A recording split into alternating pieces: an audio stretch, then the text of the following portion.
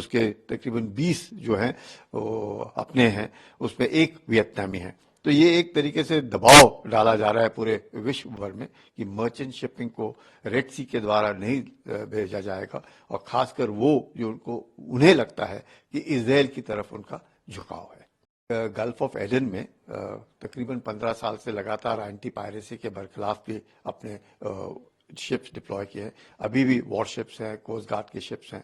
यकीन करना है कि मल्टीनेशनल फोर्स के साथ हम लोगों ने कोऑपरेट करना चाहिए।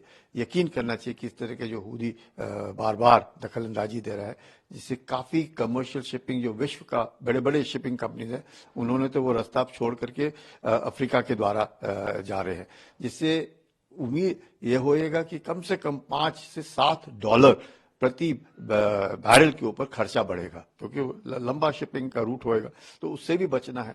तो मुझे लगता है हम लोगों ने यकीन करना है कि रेड सी में इस तरह के जो ड्रोन अटैक्स हैं या हूदी रिबेल्स के द्वारा जो ईरान बैक्ड है, उनको हमने अपना गढ़ जमा देने की काबिलियत नहीं होनी चाहिए। उसके बरखिलाफ पूरे विश्व ने भी कदम उठाना चाहिए, और हमारा भी नेवल शिप्स जो है, कोस्ट गार्ड शिप जो है, हमने अपने वॉरशिप्स भी डिप्लॉय किए हैं, और मल्टीनेशनल फोर्स के साथ कम से कम फ्रीडम ऑफ नेविगेशन जो है उसके ऊपर किसी प्रकार से हूदियों ने दखल अंदाजी नहीं देनी चाहिए। अमेरिका के दावे में कितना सच है ये तो कोई नहीं जानता। हिंदुस्तान और ईरान के बड़े अच्छे रिलेशन है, और अमेरिका की जबरदस्त कोशिश हो सकती है कि इन रिलेशन में आपस में दरार पैदा की जाए। ये जहाज जो है इसका इजराइल से कुछ लेना देना नहीं था। ये जापानीज जहाज है जो हिंदुस्तान के लिए सऊदी अरेबिया से पेट्रोलियम प्रोडक्ट लेके जा रहा था, और इसके अंदर 21 सेलर थे, जिसमें एक वियतनामी था और 20 हिंदुस्तानी थे। इससे जहाज में आग लगी, उसका पावर सिस्टम बंद हो गया, और हिंदुस्तान के कोस्ट गार्ड ने उसको रेस्क्यू किया। अभी ये जहाज जो मुंबई की तरफ जा रहा है। मेरे को पक्का यकीन है कि ईरान इसका खंडन करेगा।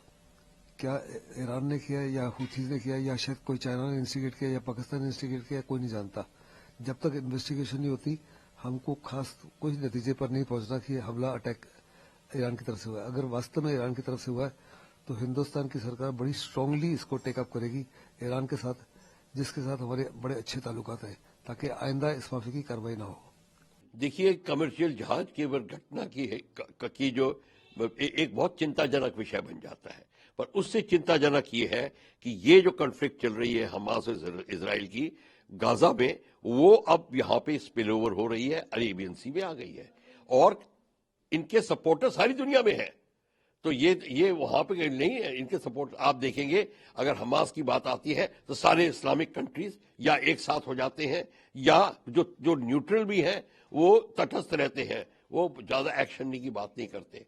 और ह्यूमैनिटेरियन ऑर्गेनाइजेशन वगैरह मिलके ये कहानी डालने की कोशिश कर रही हैं कि बहुत अत्याचार हो रहा है। जो भी है, ये अलग से इस इक्वेशन को सुलझाया जाए। पर क्वेश्चन ये है, ये अटैक जो इंडोनेशियन शिपिंग के ऊपर होते हैं, ये अलग चैप्टर है, ये इसको बहुत सीरियसली लिया जाना चाहिए। वर्ल्ड मरीन बॉडीज इनको और यूनाइटेड नेशंस को इस बात पे चिंता करनी चाहिए। इसके ऊपर यूएन क्लॉज के ये बहुत सारे रूल्स बने हुए हैं। ये सारे रूल्स को फॉलो करने के लिए हर एक कंट्री के पास में अपने एसओपीज हैं। ये हमारे ईईजेड के अंदर अटैक हुआ है, इसका मतलब हमारी सॉवरेनिटी का हनन हुआ है कि हमारे एरिया के अंदर आपने एक शिप को अटैक किया, चाहे किसी का भी शिप हो। हालांकि इसमें 20 इंडियंस थे, वो ऊपर वाले की कृपा है कि किसी को कोई हताहत नहीं हुआ, ना इंडियंस ना फॉरेनर्स जो भी हैं। शिप भी कोई इतना ज्यादा शायद डैमेज नहीं हुआ होगा, पर ये टैंकर था। अगर टैंकर में ऑयल आग लग जाती, ऑयल स्पिल हो जाता, फिर क्या होता? मेरीन डिजास्टर हो जाता अरेबियन सी में। एक फुल फ्लेजेड टैंकर का ऑयल स्पिल एक बहुत बड़ी चीज होती है, सारी मेरीन लाइफ की नष्ट होने की बात आ जाती। इस बात के में भी बड़ी चिंता है। तो ये सारी के सारा जो विषय है ये बड़ा, तो हमको भारत की सरकार को अब देखना है कि हम कितने चौकस हैं। अब ये मिसाइल फायर हो रही थी, ये मिसाइल क्या फायर हुई है? ड्रोन से या इस सरफेस टू सरफेस मिसाइल है, लॉन्ग रेंज मिसाइल है, कौन सी मिसाइल थी?